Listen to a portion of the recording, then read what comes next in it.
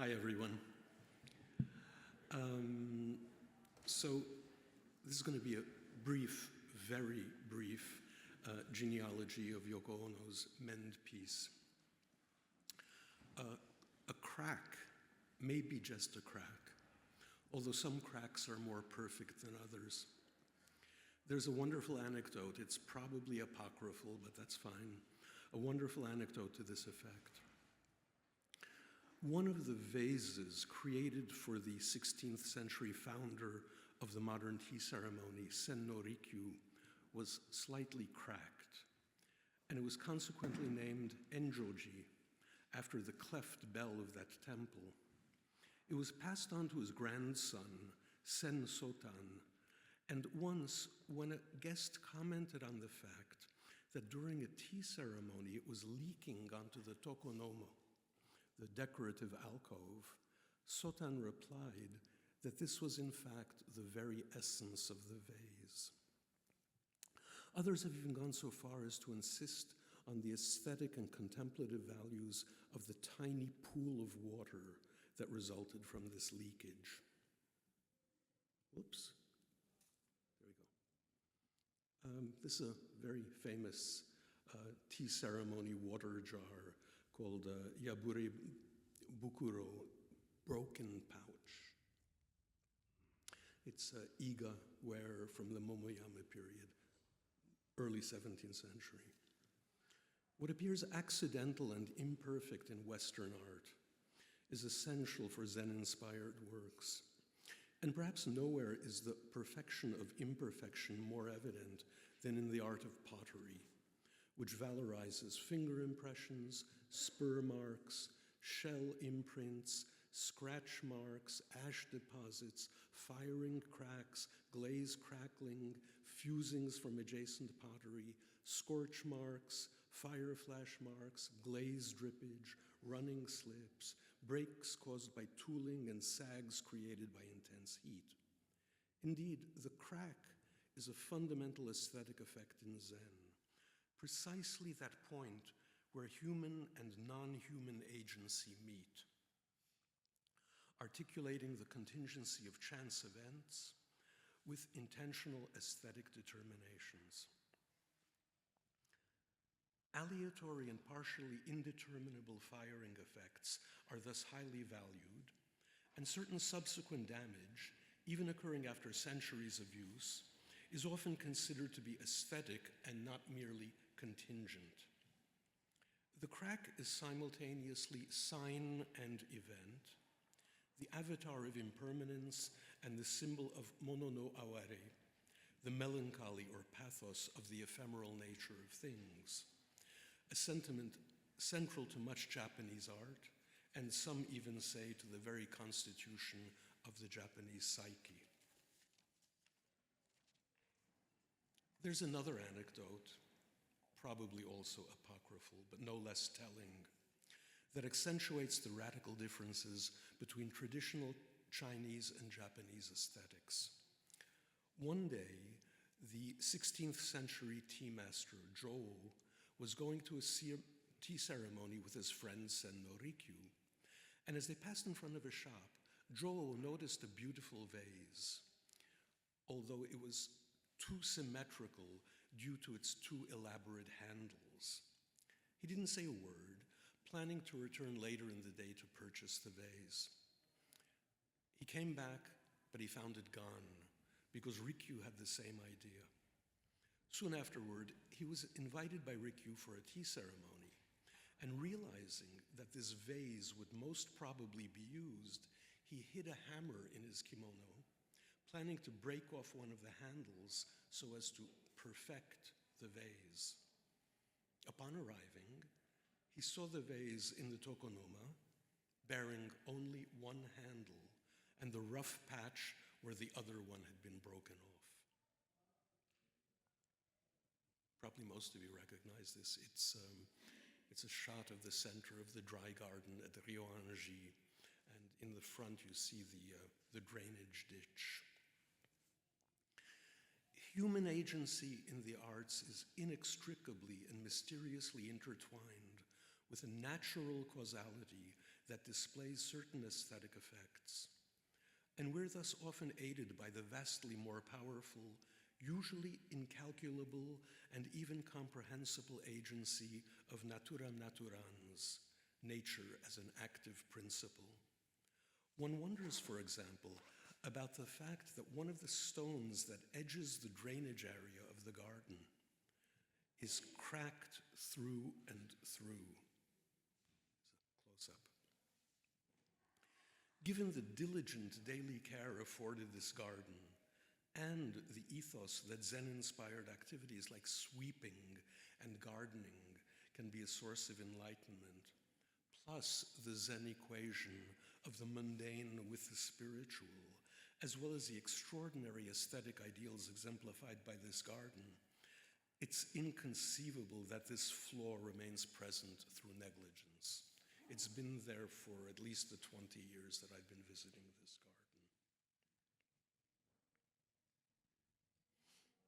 This is a picture of the architect Miyamoto Katsuhiro's house surgery. He calls it the, well, I'll get to it. There exist many means of making whole in Japan with varied symbolic implications.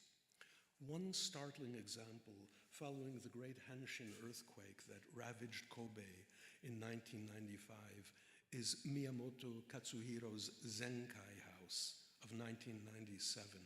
Zenkai means complete recovery, where the highly visible structural support, you see it in white, of the collapsed building transforms a banal two-story wooden house into an architectural creation.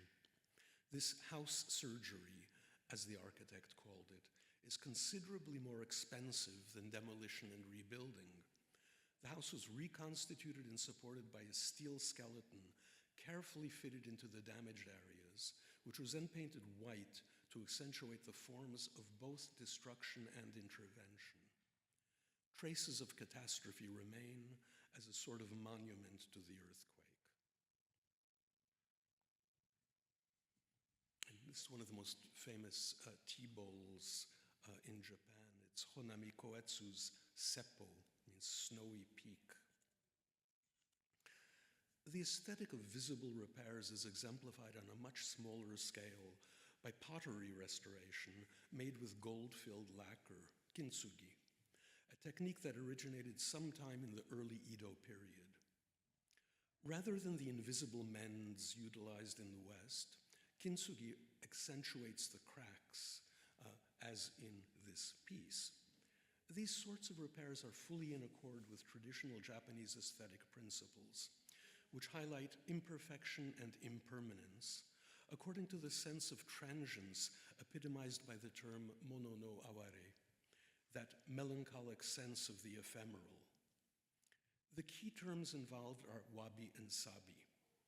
Wabi is a state of mind that suggests the positive values of aestheticized poverty and its attendant aspects of tranquility, solitude, humbleness, frugality, asymmetrical harmony, and elegant rusticity.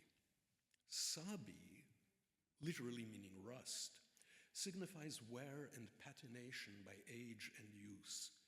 It consequently denotes a feeling of familiarity, continuity, history, antiquity, and it connotes a corresponding sense of loneliness and sadness, that same mono no aware. Thus, in its extreme instances, sabi evokes bleakness, coldness, desiccation, desolation, extinction. But the use of kintsugi is equivocal. It partakes of wabi and sabi, insofar as it accentuates the fragility and ephemeralness associated with breakage and with loss, but it also partakes of luxury and privilege, given the symbolism of gold, a precious and immutable substance. Which brings us to Mend Peace by Yoko Ono, 1966, which consists of materially broken cups and saucers, thread, glue, and tape. Yoko Ono's first husband, the composer Toshi Ichiyanagi, was a colleague of John Cage, and all three attended D.T. Suzuki's courses on Zen Buddhism at Columbia University. Thus, the genealogy of Mend Peace is complex, and it traverses several lineages.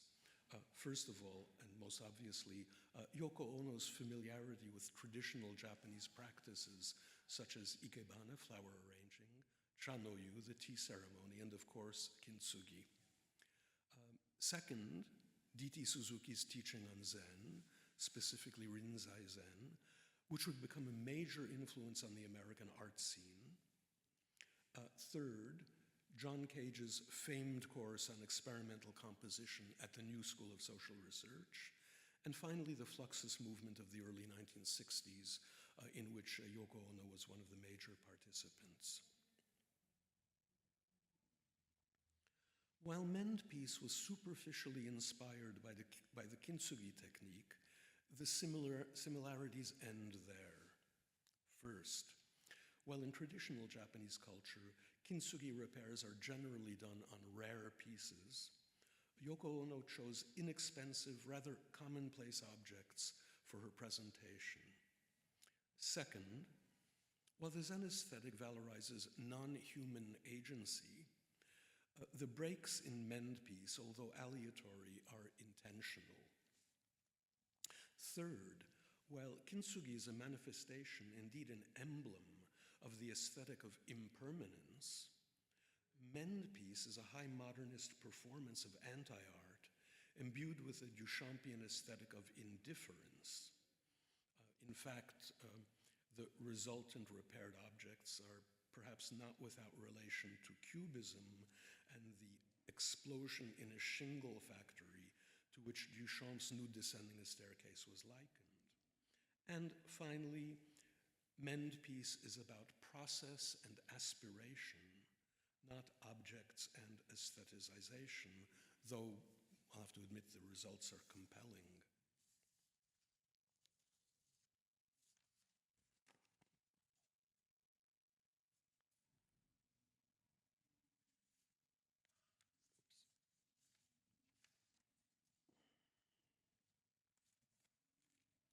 Yoko Ono's book Grapefruit from 1964 consists of a series of event scores, which are essentially instructions, the performance of which constitute the work of art.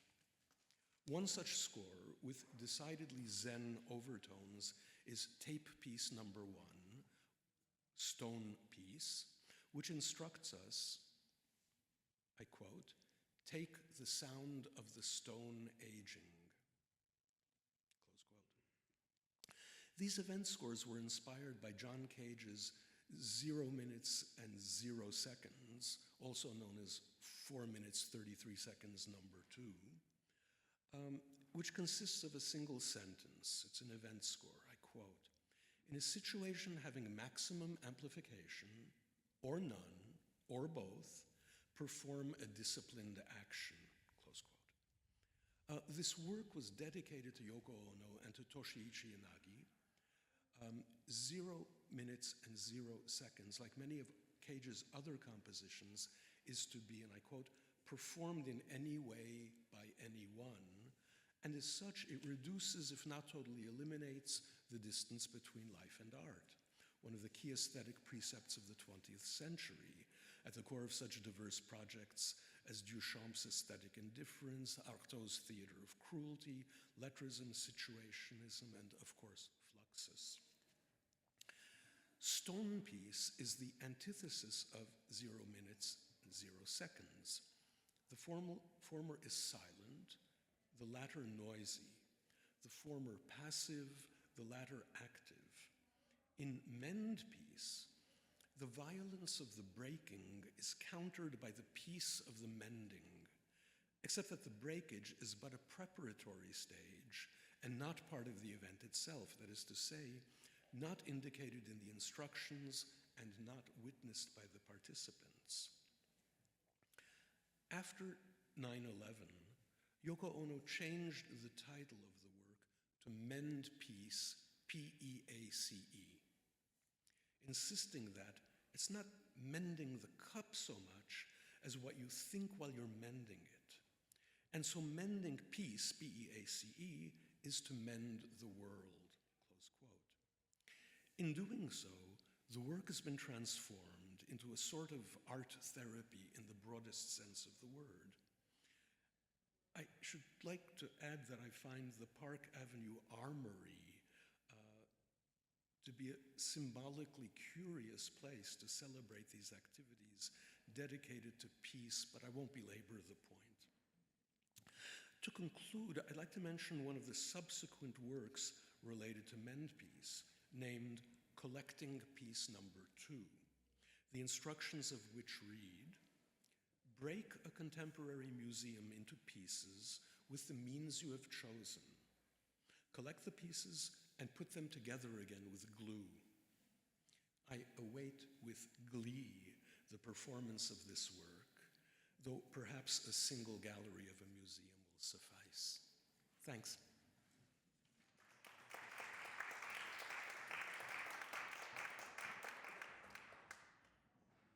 Sorry, I'm just getting organized.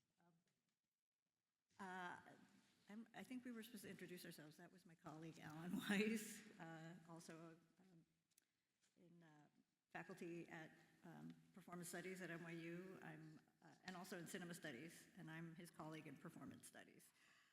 Okay, so, wow, this is really loud. Can we turn this down a little bit, the mic? Okay, thank you. All right, thank you for coming. I first need to thank Rachel Rosado, Darian Suggs, the whole production team, the facility staff, everyone who made it possible for us to all be here, comfortable and warm on a snowy afternoon, sitting around talking, albeit on stolen ground, about Yoko Ono, because it's a real gift, so thank you. I'm especially grateful to Tavia for inviting me to be part of this, because I'm way more of just a fangirl than an Ono expert. But I'm sort of hoping that my unbridled enthusiasm will contribute at least something to this celebration of Ono's work. So you're going to hear some overlap with Alan's piece. We probably should have exchanged papers before, but hopefully it's toward a different end. So Alan's meditation on kintsugi's sort of more than human aesthetics is a timely and generative grounding that helps me think about Ono's Mend piece. Kintsugi appears to be enjoying something of a resurgence in interest right now, both as an art form and as a craft. Perhaps the former is about concentrations of wealth, and the latter a function of the sort of pandemic craft boom. As you can see, exceptional kintsugi objects sell for thousands and thousands of dollars. But also, for the bargain price of $13.99, you can make your own meaningful pottery. As Alan suggested so elegantly, part of the value of these precious objects lies not just in the skill of the artist or the beauty of the repair. It's also in the expression of some kind of aesthetic philosophy, the concept of creating something even more beautiful out of the remnants of ruin. It's this aspect of the art form that California-based artist Bruce Yonemoto takes up in his project, Kintsugi and the Ready-Made. Yonemoto was awarded a fellowship to learn kintsugi in Japan in 2011. His original proposal was inspired by Duchamp's ready-mades, including his urinal fountain, and he aimed to capture the vibrancy of everyday objects. But prior to the earthquake and tsunami that blasted Fukushima in March of that year, Yonemoto's project shifted. By the time he arrived, By the time he arrived in Japan later in 2011, the project had shifted. He writes, I realized that kintsugi was limited to the repair or redemption of valued, unique, collectible works of art. I wanted to revalue and once again elevate worthless, broken objects into objects of desire. This is still him. Viewing thousands of broken objects strewn across the Japanese countryside, I realized that everyday objects once tied to families and children now had added significance for those that remained. Later in the same essay, he asks, was it possible to repair or remake all that had been shattered? So Yonemoto's pieces are meant to elevate the everyday. to make the mundane precious. Or perhaps to make the everyday's preciousness newly visible, to materialize the object's imagined or projected preciousness for some unknown, unknowable someone, somewhere. These objects were loved, he seems to say. I want to show you what that love looks like. Now, to my knowledge, which again does not extend too far, Ono doesn't talk a lot about kintsugi per se in relation to mend peace, but maybe that's just because it doesn't need to be said. Certainly the reference does seem clear, and others have caught it. Midori Yoshimoto, who is actually giving a paper right now, is a professor of art history at the New Jersey State University, and she's a leading curator and scholar of Ono's work. And many of the details about mend peace that follow in this paper are drawn from her conversation with Dana Puglisi of the Neuberger Gallery on the occasion of their mounting of mend peace in 2022. So in that talk, Yoshimoto makes the connection to kintsugi right up top in describing the first iteration of this piece at Indica Gallery in London in 1966, as Alan mentioned. Titled Unfinished Paintings, Instruction Paintings, and Unfinished Objects by Yoko Ono, which I just noticed, like, in Ono's own tweet, she doesn't call it that, so I'm not sure what to say about that. But according to Professor Yoshimoto, it had this longer title. The show included a single smashed white teacup and possibly a saucer. I've heard fleeting references to a saucer that was with that, but I don't know. I'll have to ask Midori. So a smashed white teacup, a tube of porcelain glue, a needle and thread, all on a white pedestal with the simple one-word instruction, mend. Yoshimoto describes kintsugi as something, quote, artisans, or actually anybody, could do. And she makes the point that the show included things like painting to hammer and nail, as well as another whitewood panel on which visitors were invited to paint colors with the provided brushes and paints. So situating mend peace in that context, Yoshimoto stresses that, quote, the main concept was that all her works were unfinished without audience participation. I think I was supposed to change slides. Okay. Since 1966, Ono continued to underscore, as Alan says, the participatory elements in this piece, and really in most of her work, augmenting her instructions over time. They've changed and kind of gotten a little bit longer, but none of them are very long. Later she added, mend with wisdom. I think it's here. Mend carefully. For London, she said, mend carefully, think of mending the world at the same time. Later, she added, in a later exhibition, mend with wisdom, mend with love. Hang on, I gotta drink some more. Okay. Now, one might think that in piling on the instructions, Ono is getting more bossy. But it seems worth noticing that these newer instructions are geared towards self-reflection. The action itself, mend, remains the same. But she asks us to pay attention to the action and the experience. She's driving us towards self-consciousness of our doing, what it feels like to mend, and what sorts of relationalities can be felt rather than thought or explained or observed. Now, in performance studies, we might call this something like practice-based research.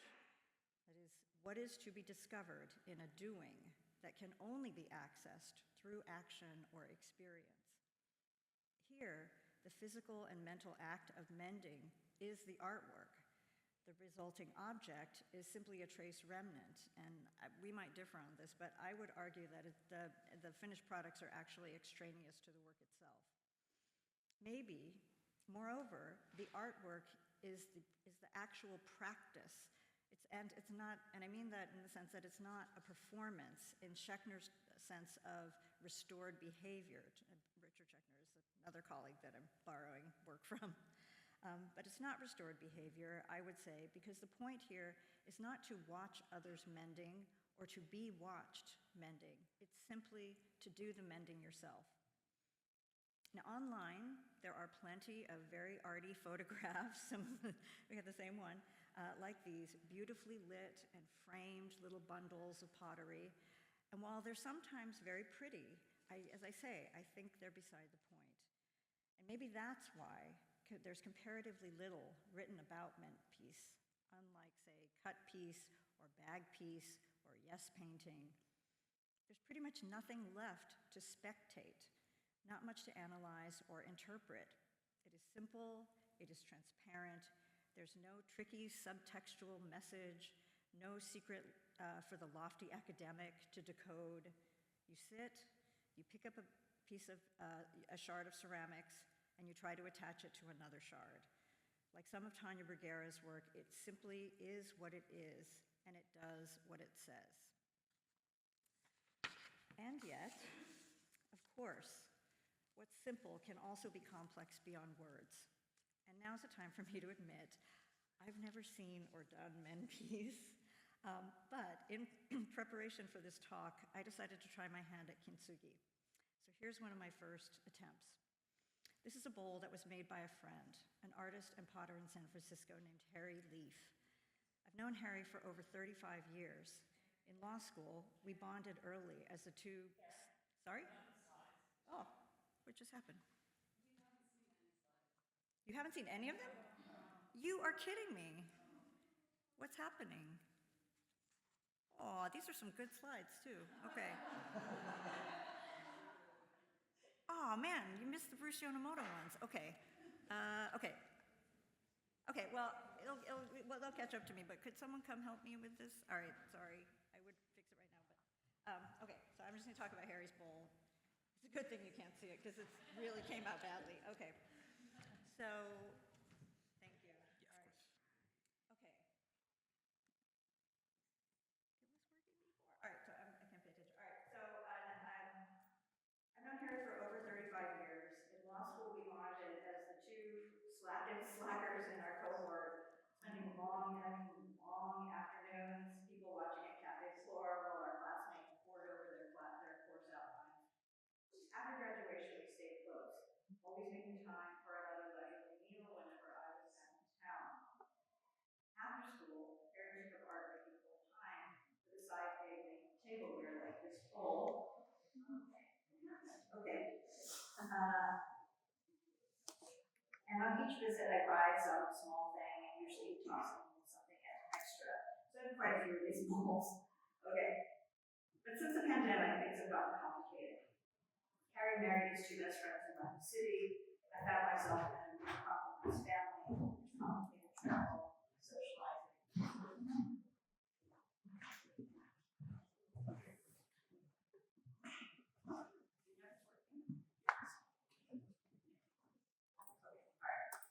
I'll show you the slide later. Okay. Sorry, should I try it?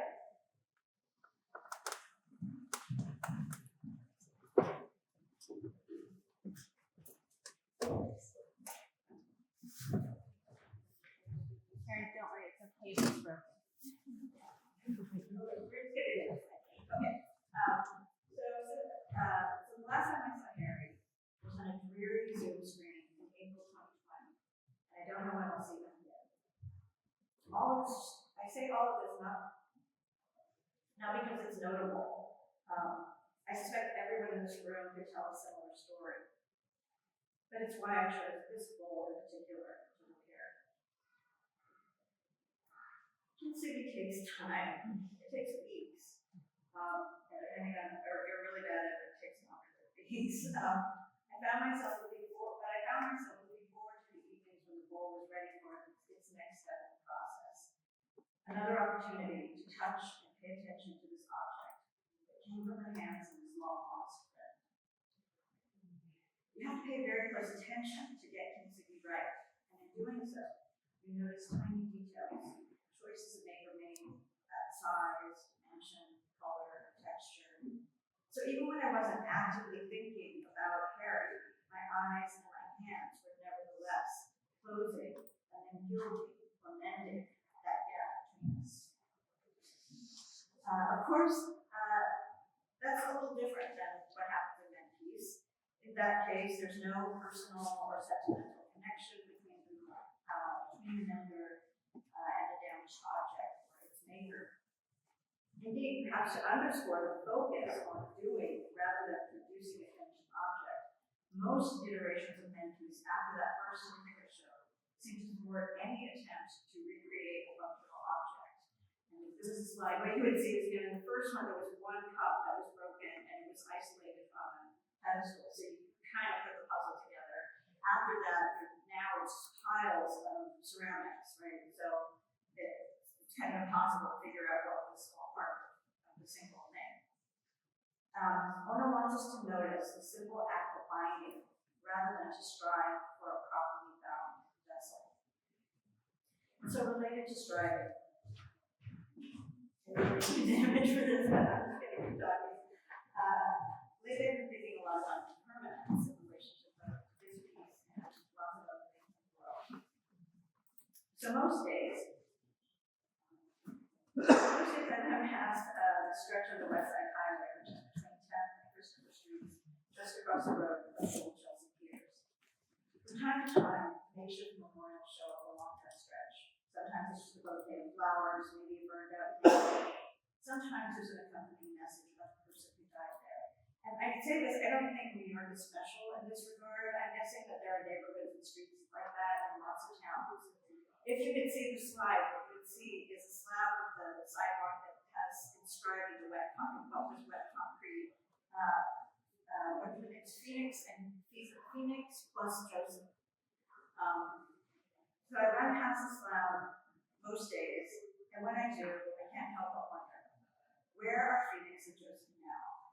Are they still alive? Are they still together? Do either of them ever pass this way and see their message to the future? And if so, what do they think about when they see it? What moved them to write it in the first place, to literally cement their relationship in this way? Did they seal it with a kiss? I can't help but quote, oh no, I'm really going to need the slides for this because I didn't write the things. Okay, I can't help but think when I can't help but quote something I often quote. It's a quote I love, and I quote it in a lot of papers, but it's especially apt here, and I really want to quote it because I actually do think about it every time I see this inscription on the sidewalk. And it's from a physicist and poet named Carlo Rovelli, who was, this is in an interview he gave with Krista Tippett on Being.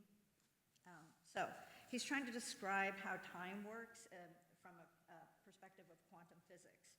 And he says, I'm sorry, I gotta drink this. I really wish you could see this. Okay.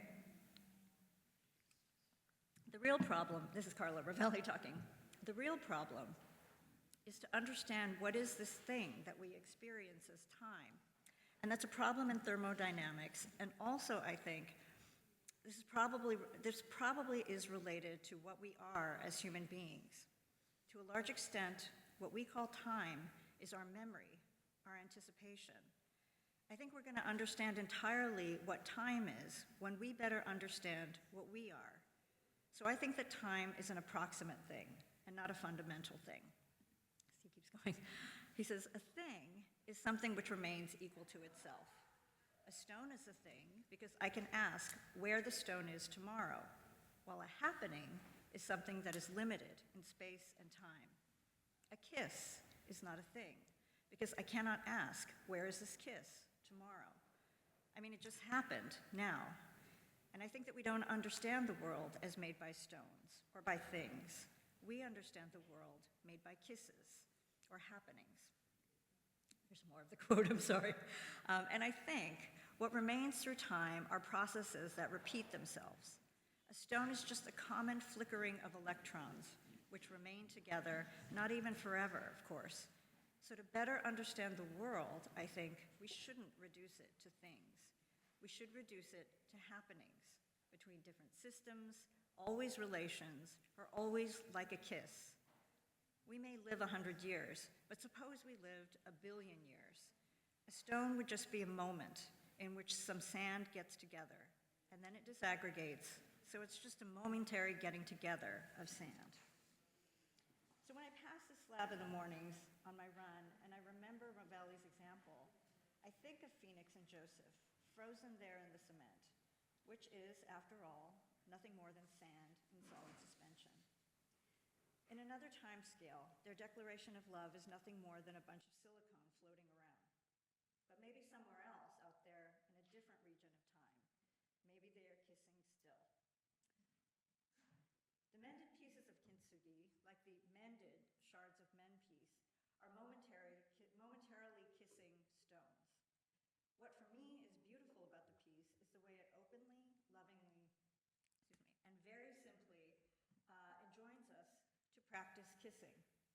If some of the things we hold dear are in the process of being blown apart day by day, this piece reminds me that there's something, really it may be the only thing, we can do, that is pick up a broken shard, get some twine or glue, and start mending. Excuse me. It may not be pretty, it won't hold together forever, and it won't look or function like it did before. The point is never restoration, or really any end point per se. It's about building the literal and figurative muscle memory, learning to take broken things, especially but not only beloved broken things, and then materializing our desires to make them something like whole, not again, but anew.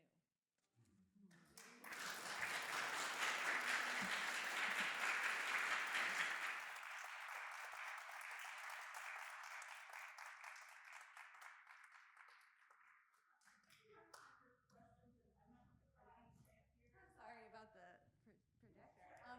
Yeah, if anyone has questions, just raise your hand. I will pass the mic around. And invite both of our wonderful panelists up.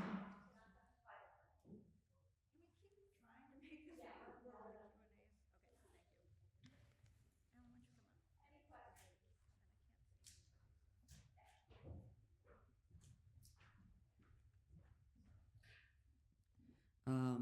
More than a question, I guess it's a comment, because I feel like our current society, I mean, one of the things, my experience is I'm from Chile, and one of the things that was really striking for me is when I came to the US 12, 13 years ago, it was really shocked how this consumerism and capitalist society, things are so easily discarded. Things that are beautiful, that maybe are broken, are discarded.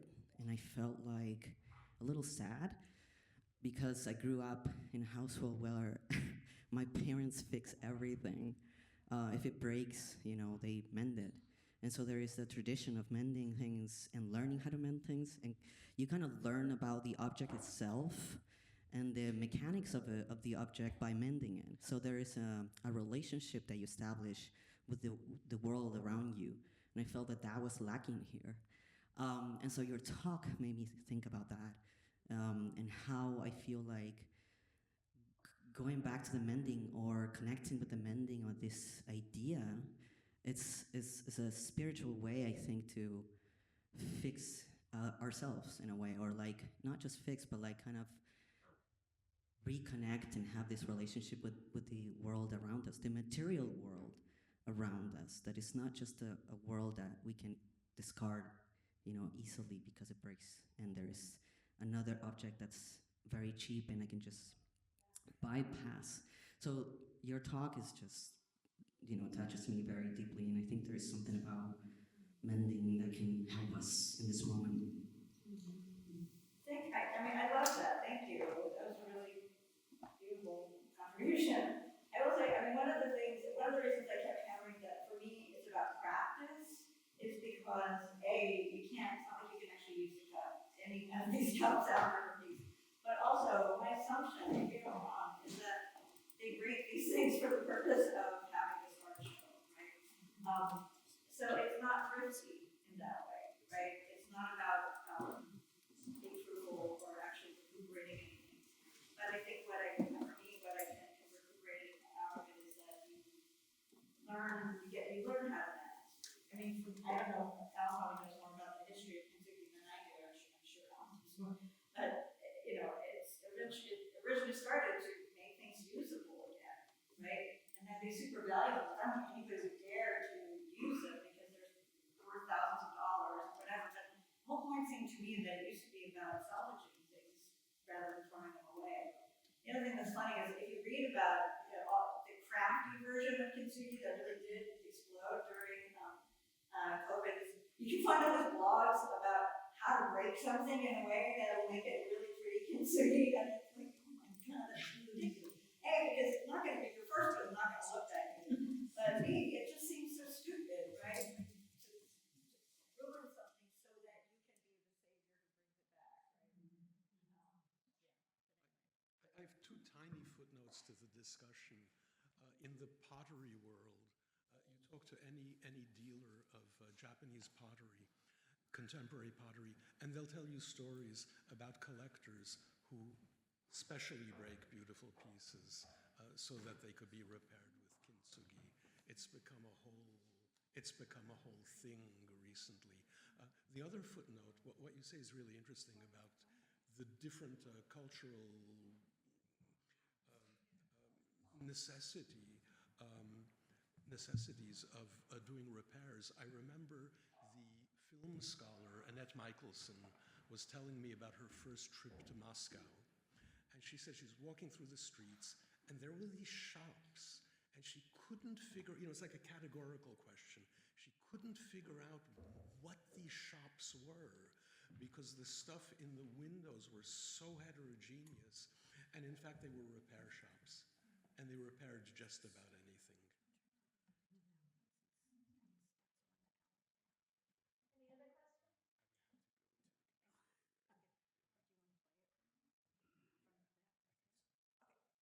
Okay, you might be able to see the images. Sorry, but maybe not.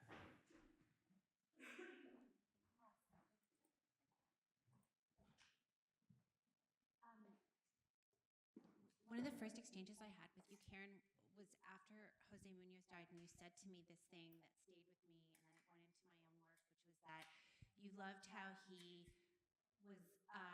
was completely willing to puncture the preciousness of performance. And then I had to like go run and like read because I totally didn't know what you were talking about enough. So now I do. So I can ask this question. So my question, I love the left turn from like performance to practice, and I wonder if you could go a little bit further and what you're thinking about is like the time space of practice versus performance.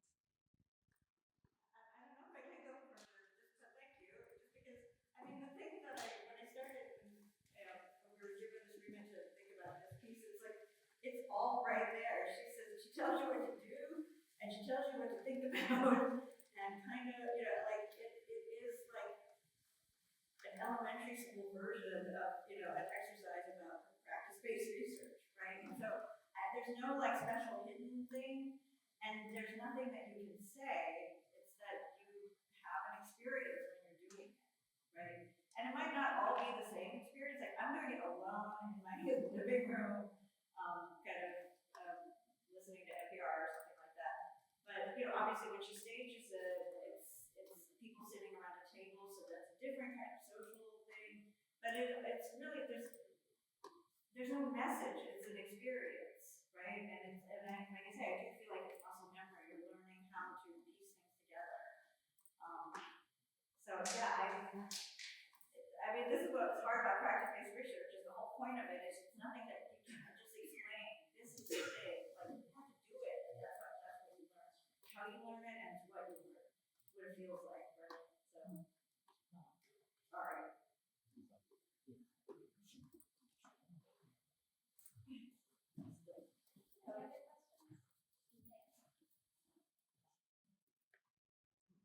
I really like the connection to kind of Japanese art history. I don't know a lot about it, but I was just thinking about the connection between things like tea ceremony and people like Rikyu and a highly militarized class, like being patronized by samurai. And I'm just wondering about that connection in relationship to Ono's work and its relationship to peace, and how can mending and this practice of mending be related both to war and also to peace? There's the utopia of the tea room, which is what we tend to read about in all the books. And then there's the reality of the tea room, which was, especially in Rikyu's time,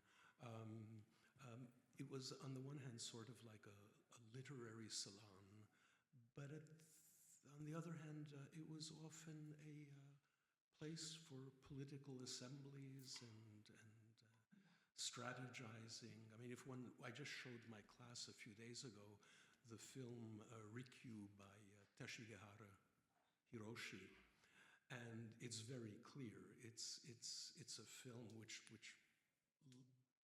ends with the suicide of Rikyu, the forced suicide of Rikyu, and one doesn't know why he committed suicide. It might have been for political intrigue. It might have been because he was taking financial advantage of his position, and it might have been because he kept on humiliating the military powers that be with his aesthetic prowess.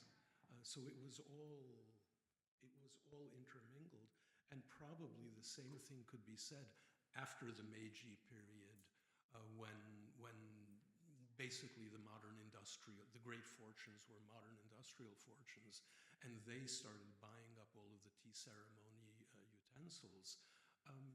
Probably the same sorts of things, the same sorts of intrigues were happening, both political and financial in the tea rooms.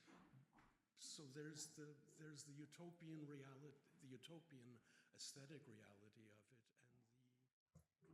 and the rest. Anything I know about Rikyu is from that movie.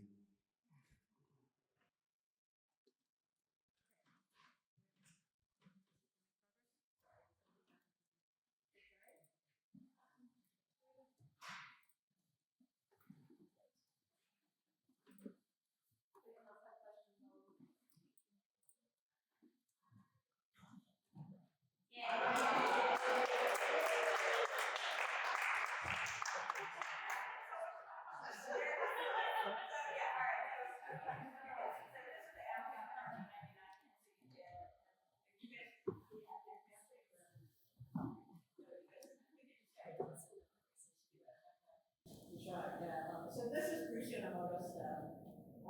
This is I think there's one more. I think there's one more. Everybody thought that was entertaining. Okay. Sorry. Keep going. There's a couple. So that's what the reach. You see her dash her book, and it's really. Sorry. That's the top, and then we're using the top. So this was the one where, yeah, this is Yoko Ono's suite, and she gives a different title than what Professor Yoshimoto said, but I guess Ono is the expert here. Keep going. Actually, you keep going on this. These are the pretty pictures of the thing. And then this is my bowl. This is Harry's bowl, which is really another weird. So keep going. Keep going. That's how I showed it. So this is the slab that